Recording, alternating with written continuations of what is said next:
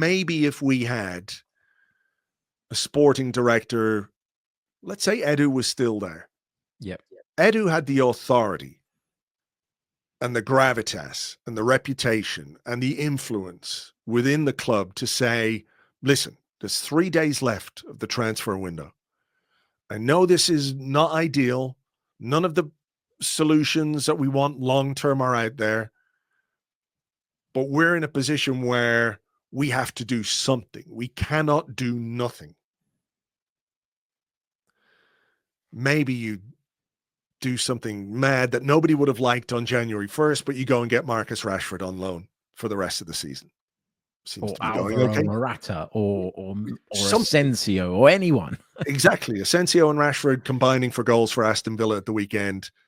I'm not saying those were players that I was desperate for Arsenal to get, but I looked at it and went, at least it's something. Yeah. Asensio got 2 goals, actually, albeit, you know, a bit of a howler from the Chelsea goalkeeper. So I think if Edu was there, or a sporting director with that authority was there, they could have said, look, we're in a really bad position. We have to do something. Because I don't think had the Havertz injury happened before did it happen after the window closed? It happened after the window closed. Right, but the Martinelli injury happened before the window closed. That was the day after the window closed. It was, so it was, we had no Saka and we had no Jay. For me, in December, when Jesus went down, when Saka went down, we were really short. Then Jesus goes down, and then for me, the situation became critical. Absolutely. And we sat on it throughout the entire window. Yeah. They'll say that they were trying and whatever, and I'm not disputing that they were.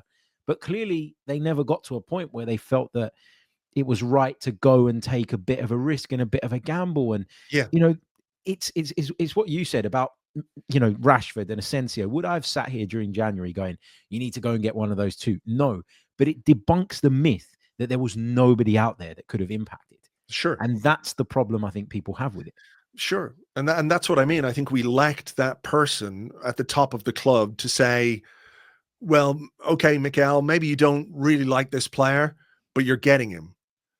I mean, Mikel Arteta might say, well, you've already done that to me once with Raheem Sterling.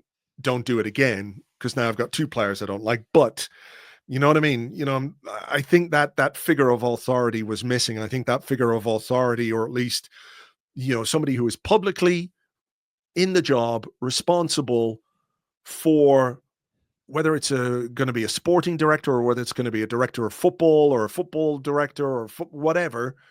Because Edu, I think, had earned the responsibility of not just technical director or whatever he was called. He became sporting director, which meant he had responsibility for the women's side of things, for the overall, all the football things at the club. That was his responsibility. I think we're probably looking for somebody just to do the job for the men's team. I think whoever comes in won't necessarily have that same level of responsibility. You know, there are people, you know, doing stuff. I mean, Per Mertesacker is the academy manager and is doing a good job. So I think it's important to get that done. I don't know if it's going to be Jason Ayto. If it's somebody from abroad who's already in another position, that gives me a little bit of worry, because, you know, they may have to take some gardening leave. They may be allowed to come and join Arsenal in June, or maybe not. We don't know. And I think by the time you get to June, you want to have your transfer plans pretty far advanced. You know, you want to have your ABC, you know, for your targets. You want those guys there. And if a guy is only coming in June with his own ideas and his own thoughts on who that might be, then I don't know. And then I think the broader question becomes, do you get a sporting director or a technical director to get Mikel Arteta exactly what he wants? Or does the technical director look at what the club needs and go out and get those players, because managers come and go? there's the wider discussion on that as well. I think there has to be some synergy between the sporting director and the manager. I don't think you can have a situation where you've got a sporting director going out and saying, well, I'm going to buy him, him, and him, and you've just got to make it work as the manager. I don't think that works. I think there's got to be a level of synergy, but there's also got to be someone to challenge. There's also got to be someone to push back. For such a long time, we looked at Arsene Wenger and we went, great footballing man, no doubt about that. But did he get to the point where he had too much control? And I think we did at one point. And so I'm wary of us getting into that position again. But the reason I personally, and we'll sort of wrap up on this, Andrew, the reason I personally would prefer an external candidate is because I always feel like when you promote from within, not that much is going to change. And what I mean by that is Jason Ayto, let's say he takes the role on, right? There were reports that the club were quite satisfied with what he did or what he has done in that role so far. And they might say, well, it's a good thing that he didn't bow to the pressure and end up spending a load of money on a player that would have been a very short-term solution and who doesn't really fit in with our long-term plans. But that feels to me like it's someone, and again, I'm only speculating, but it feels to me like that's someone appeasing their bosses, doing what their bosses want them to do because they've realized that they're in the running for the job that they really, really want. Whereas someone who you've gone out and got, someone that you've gone out and spent money to bring in, right? Someone who's a big name, who's been there, done it before at other football clubs, can come in and start throwing their weight about. And I kind of like that idea. I don't know. Let me know your thoughts. I'll go back to what I was saying. I don't think Jason Ayto had the authority to say, right, we're going to spend X amount of money on this player. I mean, we don't know what he was tasked with doing in January. He might have presented to the club and Mikel Arteta a long list of names of players that he felt could be useful to Arsenal, but for whatever reason, the board decided not to spend the money, or Mikel Arteta decided he didn't want that player, or whatever it might be. So on that basis, I think it's quite hard for us to judge Jason Ayto's work. Like, is it down to him that Arsenal didn't bring in a player? I don't think so. People will say, all right, you're the interim sporting director and Arsenal didn't bring in any players. You are to blame. And I can see why people will make that conclusion.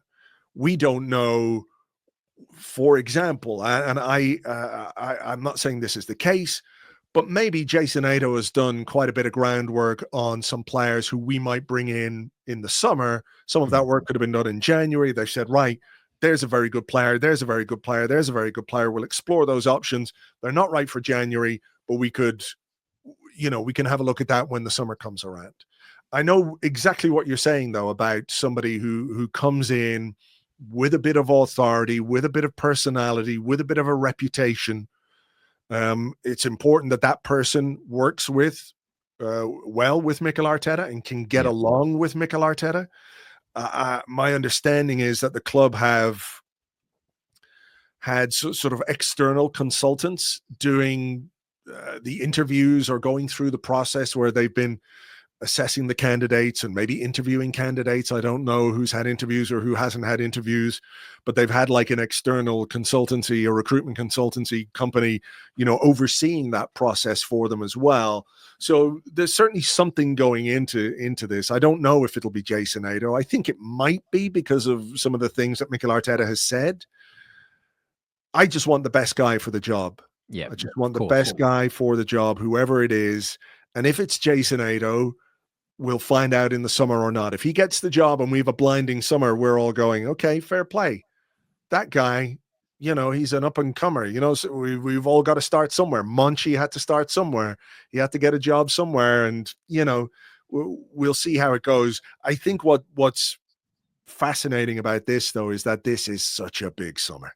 Such a big summer for Arsenal that they cannot get it wrong again, because they got it wrong last summer.